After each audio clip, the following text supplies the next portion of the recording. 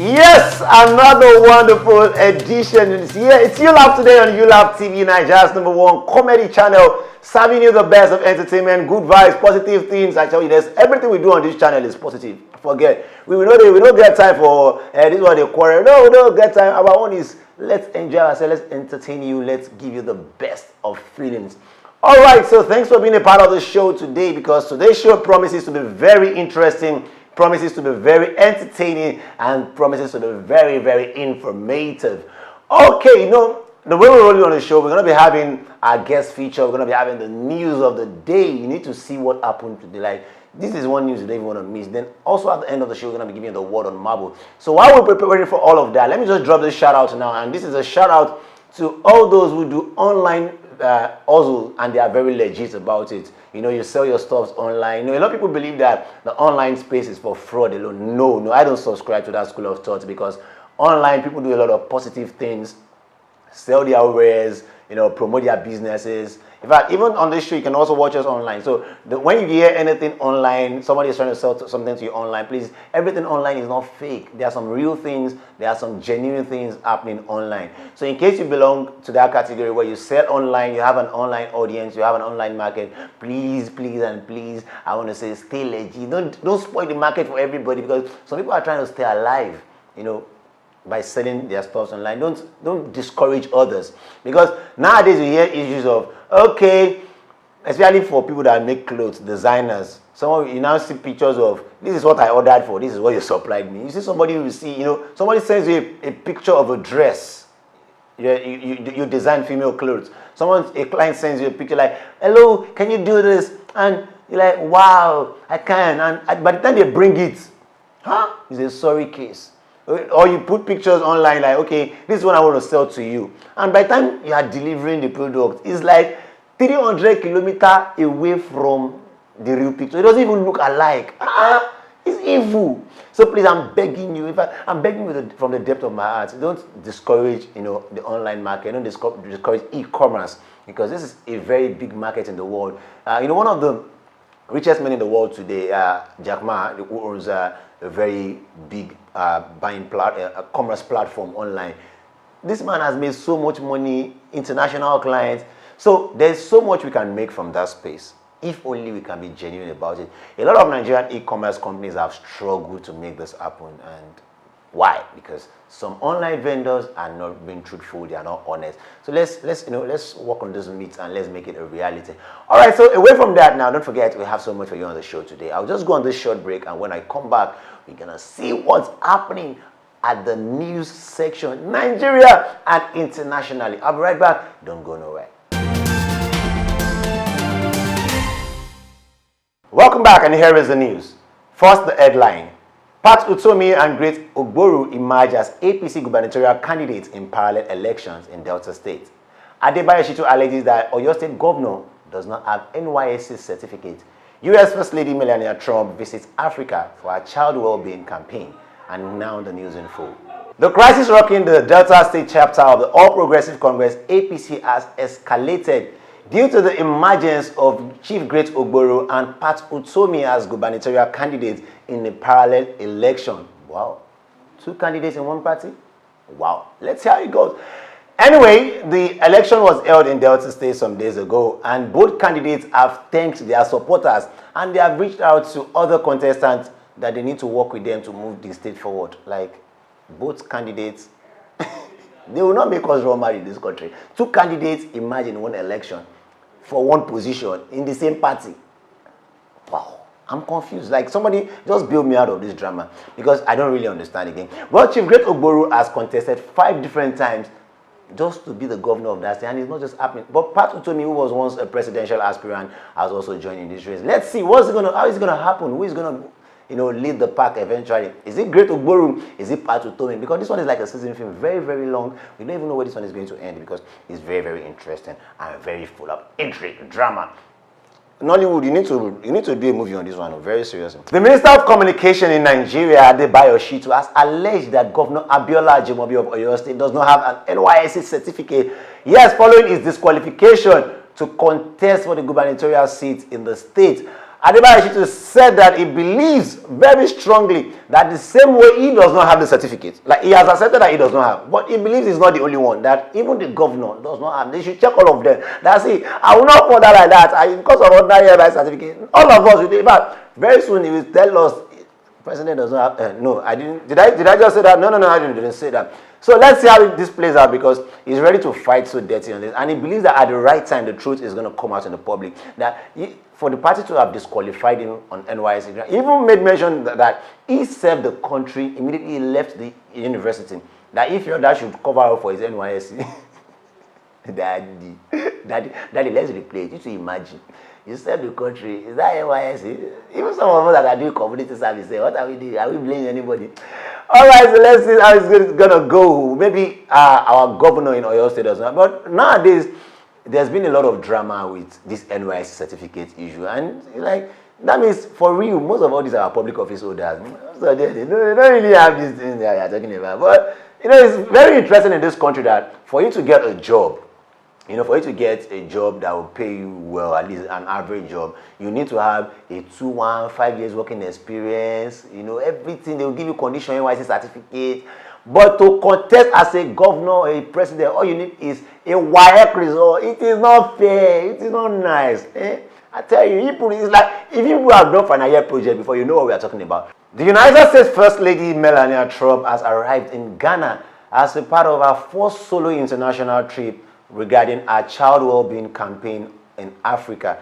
Actually, the campaign is going through Malawi, Gabon, Kenya, and everybody's asking, why not Nigeria? Why is it like Trump is beefing us in this country? We have better agenda for you. And if it is Ghana Jollof that attracted that, we believe that Nigeria Jollof will solve this problem. Anyway, this campaign is aimed at the well-being of children when it comes to drug abuse, poverty, health. And she believes that if all of these things happen in the society, children are always the first to get it, and that's why she's driving this campaign. And we believe that our visit to Africa will be a age-free one, because see, people should watch out well, nothing should happen to her. I don't want to say, me personally, I don't want Trump's problem. Even people in America, they know what they are facing with Trump already. So imagine in this country we are trying to create, no, please, in fact, it's even good she's not even coming to Nigeria, because we already have our own issues. So please, just go to your Ghana, go to your Malawi, Kenya, just go, and do your campaign and go in peace. Let there be peace everywhere. So no problem, because small time now, Baba will say and say, why did they get to that shit? Baba, no, that shit away you talk there, we see they come back on that matter. All right, so that's all on the news today. Let me just go through a quick recap. Chief Ogboru and Pat Utomi emerged as Delta APC gubernatorial candidates in parallel election. Adebayo Shittu alleges that Oyo State governor does not have an NYSC certificate. U.S. First Lady Melania Trump visits Africa for a child well-being campaign. ULAFF Today will be right back after this break. Don't go nowhere. Welcome back. It's still ULAFF Today, and I have a guest on this segment of the program. Somebody you're really, really happy to meet, because your life is just going to move in another direction, a positive one for that matter. I know you're wondering, like, what can a comedian do to me? Is he an entertainer? But don't worry, it's really going to blow your mind. Ladies and gentlemen, let's meet Sam Afolabi. Baba, good to meet you. Brotherly. How you doing, bro? I'm fine, thank you. It's good to be on the show. Yeah, nice having you on the show. And thank you so much for inviting me. A lot of people are wondering already, because a lot of most times my viewers they used to entertainers, comedians, all the sharp. I can be a blend, so trust me. I can be a comedy. So now, please, who is Sam Afolabi? Okay, fantastic. Over time, when people ask me Sam Afolabi, I say that it's that young man who likes to eat amala and ewedu. That's the summary of me basically. But I'm an entrepreneur. I'm an agripreneur. I farm, I write, I teach, I speak. I do a lot basically, but I say to people that I'm that young man who likes to eat amala and ewedu. That's so only you write, you speak, you teach, you farm. Just call me that guy who likes to eat but normally seeing you with all the beards, with all the swag, I don't think farmers should have swag like this. Like, I've never seen a farmer with plenty swag. You know that when it's interested, the things are changing. Farming is becoming tush. Oh, there's tush farming now. So that means when people, so is it like you do the real farming with the cutlass? Interestingly, yeah, we do, of course. I stay on the farm occasionally. I go to the farm when we need to do, for instance, when we need to do, let's say we need to do weeding. I need to be on the farm to ensure that weeding is done properly, because we do organic farming. I need to be on the farm to ensure that we don't use any chemicals and all that. So I still sometimes pick cutlasses and do a few things, but maybe not but of course I do. Okay, so now let's pick aspects of what you do. Let's pick them in bits now. Okay. So you said Sam Falabi is a writer. So let's pick the writing part now. Like how many books have you written in time past? Done 2 published books, 2 already, and I have a whole lot, over 1,000 articles. I mean, a whole lot. Writing is something that comes to me naturally, so I've done a whole lot, over 1,000. Oh, so those the 1,000, is it on online, online space? Online platforms, blogs, websites, different platforms, even print media, a whole lot, basically. So, looking at the book generally now, you've written 2 books, and how do you think Nigerians respond to books? Like, what's the reading culture like in this part of the world? Truth is that things are changing, and Nigerians are beginning to embrace, or Africans are beginning to embrace reading. It used to be back in this day to say if you want to write something from an African man, put in a book. I can tell you now that an African man now reads, and that's wow. True. We might not be there yet, but I believe that we are far, far, far above where we used to be. So people now, you can't hide things in the book for an African man who will read now. Even if you're going for the money in the book. No, but I see these guys are selling traffic. These guys that sell exotic books with big captions and titles. You know, how to be rich in 3 days, how to be. But those guys don't look. See, like those kind of guys, I'm pretty sure if you hide it inside the book for them, it's still not going to change anything. That reminds me, 2 days ago I was driving and I said, I wanted to buy a book, E-Meet, and then so I that book has been so. I mean, I never get an entrepreneur to read that book. That's how powerful that book. And I'm wondering, this same dude that sells this book, I'm sure he has not opened the book before. And if you just open that book will change the entire business. So sometimes the seller might not be the one using it. You don't know what you're offering. I feel those guys are not selling because the book, if that book cannot impact their life, how am I sure? It's because for them, they're not looking at the education part of the book. They're looking at the business of the book. How can I just turn 2 naira to 2.50? But if they actually look at the knowledge of the book, I mean, trust me to change their life around. Trust me, I can tell you. So, having written 2 books, are you actually encouraged to write another one? Of course, yes. Sometimes there are several motivation factors that makes you write book. Some of them, it might not be money. I mean, money might be the last part. Of course, money is one of the things that drive me. No, because I'm still confused. If you say money is not okay, you don't want to be writing book and no, you need to understand that we're talking about the influence, impact. It's beyond money. But of course, money is part of the reasons why. My first book, I made a lot of money from my first book because it actually opened me up to a lot of speaking sessions, opened me up to conferences, events. A lot of people get to know me. I mean, it goes beyond the writing, but of course, over time, then you begin to make money from it. I mean, I still sell my first book up until today, and it's been over 10 years I wrote the first book. So wow, what was the title of that one? Life's 5 biggest questions. Life's 5 biggest questions. So what are those questions? Let me ask you, what do you think they are? Life's 5 biggest questions. Well, I know there will be money. I know there will be. Okay, let me help you. Who are you? That's question 1. Okay. Where are you from? That's question 2. Where are you going to? Basically, so you need to ask yourself, who am I? Where am I? Where am I going? Where am I from? What do I have? Where am I headed? So these things are the ones that will guide you to know. Okay. So when you put them all together, it will guide you to form your journey basically. Wow. For instance, if you know where you are headed, you know how to go there. Do you understand? Now, Nigerians have this mindset that over the last decade, or even like 2 decades now, that there's been a lot of motivational speakers here and there, publishers, and people have this mindset nowadays that they will all motivate you, your blood will just hot. After your blood hot, they will just leave you at that level, nothing changes you. So, what's your perspective? The truth is that motivation can never be too much. The truth is that you need it. It's like the same way you need oxygen and air, you need motivation. Beyond motivation, however, once you are motivated, you should go further to ensure that you do what that is you have been motivated to do. A lot of people don't have a follow-up process. One of the things we encourage people to do is don't just motivate, transform. Have a follow-up process, like a template. It's okay, when you do this, these are the things you should do. And maybe an academic partner, someone that can hold them on the hand and say, after this gone. Sorry to cut, because for years now, you see a lot of speakers come up and say, okay, 10 ways to make money before 30. How to fire your boss, and people are getting bored. Like, okay, show me how to make this money, because maybe is it that the speakers are not being practical, or people who listen to them are the one who are not acting their part? It's a two-way thing. Sometimes, to be honest with you, some speakers too just teach from books. They teach you read so much and then you are so fired up and you want to go teach. And it's not wrong. It's not actually wrong. There's some audience that needs that. You can't be too much. But there's some part which I do. I believe I will teach what I've practiced. That's why I farm. That's why I do these things. I mean, I do business. I have a lot of business that I do. It's not.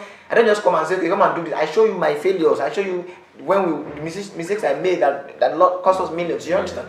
But it doesn't mean that those who teach practically, who consult, who don't do this business, it doesn't mean they're wrong. They have their audiences actually.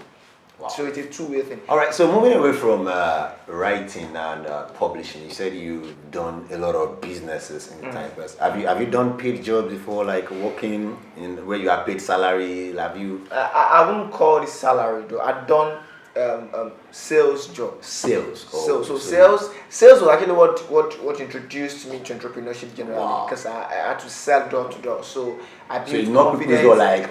And when we mean door to door, I don't really mean that go knock on. But I know. I'm just messing. I know, of course I know. But what I mean is that offices to offices, people tell people about particular product or service. So it built my capacity to be a public speaker and trainer and all of that. So, but it doesn't mean that it stops there. Okay. So I wouldn't say I actually did 95 in sales. Okay, it wasn't the 95, but it was the sales thing, like holding people by their hand, like you must buy this thing. If you don't buy, we die here. Nobody do or die. No, because I've seen a lot of salespeople. Sales, I think to me, sales takes a lot of courage before you can approach someone and say, you have to buy this thing. But do you think your knowledge as a public speaker, do you think it helped in your sales life? Sales was what led to public speaking. Oh. It was because I was good at sales. That was where public speaking came into place. I didn't even have a background. In fact, I'm a core science student. Wow. Not the kind of science student we're talking about. I mean, core science student. Well, let me tell you have another student here, a core one. Is that a very core one? Continue. So, like I said, I have background. I'm a science student, core. In fact, engineering throughout in school, but there was no job. It is when you graduate and you're struggling to get a job. And that's when your eye will now open to the reality of what you were made to be. And so I found myself in sales, insurance particularly. Wow. That's the toughest. No. Insurance is one of the most difficult things to sell. We are so religious in this part of the world. People say, God is my insurance. I say, sir, come and do life insurance. Only one insurance me. People say, you want me to die? We have a lot, but that's what built that resilience. No, because me personally, I have people tell you, sir, you need to do a 25-year plan. I'm not gonna die yet, no. So I built courage, I built resilience, I built that thick skin from insurance, and then that led to other things, and here I am now. Okay, in case you're just joining us, I have Sam Afolabi in the building with me. This guy is deep writer, farmer, entrepreneur. Guy has put his hand into so many things, and we need to know those things on the program today because we're not going to allow him go until he teaches us a few things about him. Now, so as a young guy who is coming up in life and who has laid his hand on so many things, do you think cash, like raw cash, plays a big factor in all of this? There's a power of sitting on cash. I was telling my staff some days ago, there's power, like we're working on a project and we're just looking at how can we try. So there's a power of sitting on cash beyond the money itself. It's leverage. Let me explain. If a banker, if an institution, financial knows that the revenue that goes to your account in a given month, let's say a billionaire, you can pull some things. There's some things, so it's called power of cash. It's not the money. It's the fact that they know that you have done revenue. So they even rate you from the fact that if you can handle 1 billion, mentally it's beyond the money itself. The money, of course, can make you do things. But once this revenue goes through, they look at the fact that you are managing assets or whatever it is. Even if you are not the owner, as long as the 1 billion you're the stroke past your account. Yes, it is. Wow. So it draws a lot of things. It draws friends, it draws networks, it draws.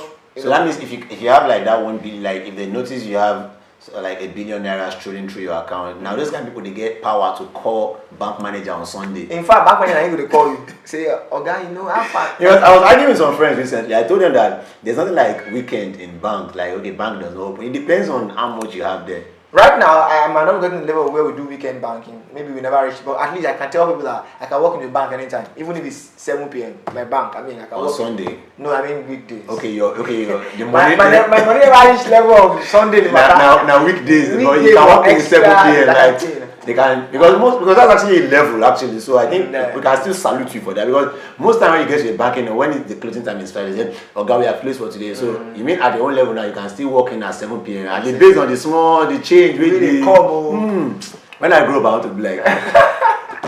That's it. All right, and that's Sam Afolabi, guys. We'll go on this break and we'll come back. We're still gonna talk so much with him. We have so much to discuss. We need to learn so much, even though time is not really on our side. But don't worry, we're gonna make the best use of the time we have. Don't go nowhere. I'll be right back. Welcome back to Still ULAFF Today, and I have Sam Afolabi in the building with me. In case you're just joining us, don't worry, you've not missed too much, because he's still here to give us the real hot things, the fresh ones. Really, as the hot. But you sabi the language. Now, you've done writing, you've done public speaking. I still do. No, you've done. Don't like, past tense now. See this, my brother. You say you don't. You say you do. Oh, do you mean you do all of those things together? Of course. I thought it was a phase, like, okay, you were writing for a while, then left writing. You don't leave these things. These things are part of you. So it's like you can't stop being a comedian even when you are. No, funny enough, I stopped being a comedian a long time ago now, because a lot of comedians were in the country, and I just discovered I was not funny, and people were not ready to pay $1 million to get funny. So that's why. What happened? Yeah, that's why I had to stay on this. Let me just stay on this. I used to be a comedian. Oh, see, back there, in your days, let's call it your days. Oh, sorry. All right, so what should we now? You do what's the basic thing you do now? Like what's the major? Primary thing. What's the primary thing? And I used to tell people, because I mean, in this generation particularly, one of my messages to young people is that have a base, have something that would bring them like a money bank. Let me break. The video, I listened to one of his videos, and he said, my money bank is Ede, that if anything happens, I go Ede. I'm just, so the point is, I have a money bank. For me, I grow in my money bank. So if anything happens, I can fall back on my farm. I have a very large farm I'm managing. So wow, that's my money bank. But of course, that's definitely going to be outside Lagos. Of course, because there's no farm in Lagos. But the good thing about there are farms in Lagos. Where is the farm? Where is the space? There's something called greenhouse farming, and that's the main level of farming. You can farm in this mini studio, have the same thing you will have planted on acres of land in the mini room. Wow. So things are changing. We bring in the same lighting, you expect those things just in this mini room. Okay, I think I've seen those greenhouse farming. Greenhouse farming. So that's the new way of farming right now. So farmers will not have to go and look farm. I mean, you can with everything is done with your mobile app. You can check out your farm. You can check the humidity. You can do everything. You can even irrigate. You can even say, okay, it's time for harvest. Your stuff will harvest, pack. No, and then who will do the harvesting? And some other countries have robots. Germany, wow. Israel right now is the most advanced technology-based farming world. So wow. They have everything worked out. Robots will harvest. Everything is so. It's just. Wow. So even if you plant orange, robot can taste the orange if you still like. Okay, this orange never ripe. So with that kind of thing, we're talking about in terms of they know it's already planned. They know what the result will be like. It's not where you say you go sweet, you know if you're orange, you go sweet. So that means farming has left the level of we're looking for soil. Let's wear singlet and never fall. Those days so even without rain now, you can have. You can of course. You can irrigate your farm. There are different types of irrigation. Some underground. There are things that change. No, you said you studied science. Did you by chance study anything agricultural? No, I'm marine engineer. I studied marine engineering. Oh, so I'm supposed to be. It's supposed to be a sailor. So now a sailor is now a farmer. See, this country we are. What concern sailor with farmer? As in, for this country, I looked at where the trend is going. Most of our top successful entrepreneurs in Africa are farmers. Farmers, not directly farmers. For instance, the richest black man in the world is a farmer. That's the simplest way to explain. He's a farmer. He produces food products. So anybody who produces food products can be called a farmer. He's a farmer, but he does beyond farming because he deals with fruits directly. Food products, yes. We have smarts. We have a lot of this product in it. So, wow. But then because he does more of processing, so people don't call him farmer. But a lot of our top presidents, military men. So you mean wait till you try to say as Dangote then I sabi orange very sweet. Who brought this orange to the factory? Manager. No, why like. Okay, wow. So I can see you are so passionate about farming, and how long have you been in this farming business? Truth is that I'm like the prodigal son in farming. My mom is a farmer, so we were raised as I'm a farmer. Like Farmer's son, farmer's daughter. But we went out to go and do you were following the push, So after a while, I realized my hand is not going to touch that sword, man. What are you talking about? Now, what brought me back to farming is the report I stumbled on 2 years ago from UN, and that blew my mind. Wow. UN says that by 2030, agro-business industry will be worth $1 trillion in Africa. Wow. $1 trillion. That's mega. You know what? I don't doubt that. I don't doubt that report. You know why I don't doubt that report? We did chop for Africa. No. Forget. It's not even for Africa. Even in the world, what's for the world? What's going to survive without food? That's the point. So even if you don't have the clothes, you don't have. You know the job. As you are watching me now, I can say automatically that 70% of you now, you are eating. I tell you. If you say like, no. So when I saw that report, and it just blew my mind. I knew that I need to do something about it. And come the fact that I'm already raised as a farmer, I used to grow up in the farm, way back. We used to go to the farm every day. So you have to drop the poshness and the tushness. This is where the world is headed. So what can I do? And I sat down. I had to go and learn. I went back to farming. I did learning. I spent 6 months or 4 months in the farm. Wow. No network. My farm right now, there's no lights. You have a company centered around this now, right? Fantastic. Yes, I do. Wow. I do. You set up a structure around. So one of the things we do right now, which we're propagating right now, is we're training people how to be farmers. So we do. So right now, that's our focus. We have a brand called In Africa. Our focus is to train 1 million young Africans about entrepreneurship. So basically, we're going around. We're hoping that we're going to go across 7 African countries to teach people on agro businesses. We teach you on the agro part, which is the farming part, and the business part. How to be an agripreneur, how to make money from farming. Because I believe a whole lot of young people out there don't really fancy. They're looking for jobs. They don't really know that agriculture is a gold mine nowadays. So a lot of people, and I know a lot of people want to connect to this. So you say you're training young people to be farmers. What other farming is wild. Farming is like it's a big world. So there's crop, there's animal, but basically it's all called farming. Okay. So for instance, which of them? We train. We have experience. We work with experienced farmers. So it's not just us. Just you. We have an area of experienced farmers who come to our offices to train. So we have a calendar. We have different training. We even go on agro trips. Different countries agro trips. We're planning a trip soon to Israel. Wow. So different agro trips, different training and all that. Okay. So for your company now, you do training, you do you empower people. Basically, we even walk around seeing how we can get funds for you. After you are trained, you will need to start your agro business. So we walk around how we can help you source funds both locally and internationally, and then you can expand. So what's the name of the deal? In Africa, In means Eat Rich Agripreneurs Network. You can search it out. Yeah, the Eat Rich is your brand, is a company. Yeah, that's the modern name. So Eat Rich Agripreneurs Network. So it's an arm for Eat Rich. So basically, we're doing training. So you can check out our website, just inafrica.com. Inafrica.com. So if people should go to that website now, they're gonna see everything about it, how to join us, what we need to do, what you need to do, and all of that. It's amazing. All right. Before you go on the show today, I know a lot of people want to do farming. They want to do business. They know agriculture will bring money. Now, if they get to meet with you, can you put people through when it comes to agriculture? Of course, there are two-way things. You either come in and say, I want to be a passive agro person. Passive means you're not actively involved. You want us to represent your farm for you, blah, blah, and you can do that. You can also want to say, I want to be an active agro person. I want to have a farm, I want to learn how it works, and also have a farm and be on the farm. So whatever it is you want to do, once you reach out to us, we can work that out for you. All right, so for those that want to connect with you on social media, how can they connect? Okay, on Instagram, Facebook, Twitter, whatever platform, just search AMB Sanfalabi. AMB is ambassador, but it's shortened AMB at AMB Sanfalabi. Once you reach out to me, or inafrica.com, EAN Africa, EAN Africa.com.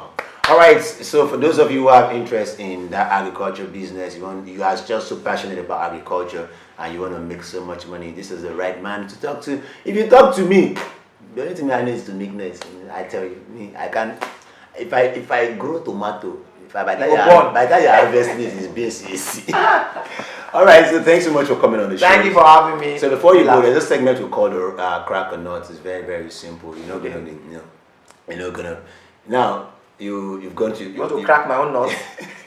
You went to your farm. You've had a lot of crops. You've done so much to keep your crops alive. Only for you on the day of harvest, you get there.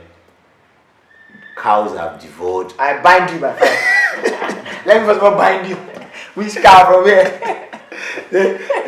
You know what are you gonna do? Like you really worked so hard, and only to get to your farm and you can see cows have destroyed your crops. So what's gonna be your first action? Okay, let me shoot a particular story of what happened to my mom. She used to be a poultry farmer. She has poultry hens, and then one day we just went to the farm, and then over 1,000 birds are dead. Wow, 1,000. Over 1,000. Trust me. My mom fainted.